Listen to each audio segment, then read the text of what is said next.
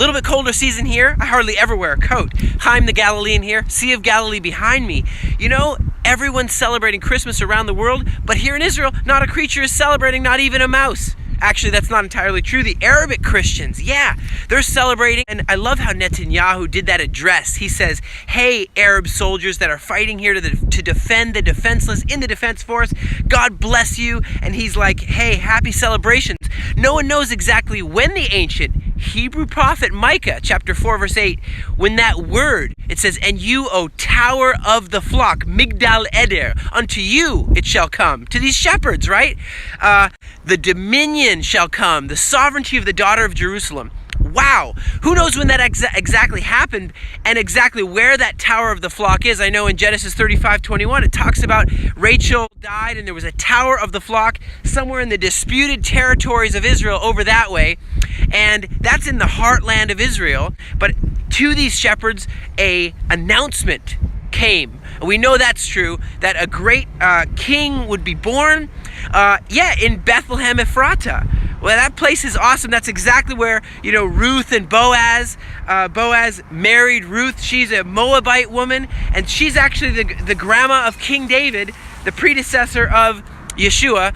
But you know that prophecy, it's not over. It says that the remnant of his brothers, the bloodline of this ruler, would return. And we know Isaiah 49:22 that it's the nations who help them return and make Aliyah. Yeah, are you trying to tell me, Chaim, that Christmas is about Aliyah? Yes, it is. I mean, they will return. And Micah, of course, 5:2, this ruler who is from old, from everlasting, from ancient times, is the one who's going to facilitate this Micah 5:3 return.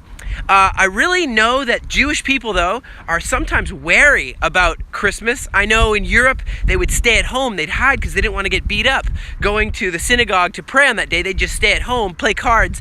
Of course, Jewish people don't usually have Christmas trees in their house. Theodore Herzl did. I mean, there's some that do have Christmas trees in their house. But for the most part, what they'll do is they'll just do Hanukkah extra big. How are the Israelis feeling this season? Well, I can say they do need a little extra prayer. The homeland of the Master needs a little extra prayer. I know you know that Operation Northern Shield is active after we've discovered these tunnels. Don't forget, that's my unit that dismantles tunnels. That's my unit working there. We know that some of our neighbors are preparing some presents for us. We really don't want those presents right now. And now that Trump and the United States Army has withdrawn from Syria and a Shiite corridor up to Damascus, bringing more presents to us, to our area, that's also a little worrying. But hey, this is an encouragement. Instead of debating about the timing of the events that people are celebrating around the world, it's good to say, hey, we can come together and remember that those events did happen, and there is a ruler of Judea born to bring peace to the Middle East and to the world. And training for Christians around the world, serving the people and land of Israel with unconditional love and an uncompromising faith. Please make your donation today.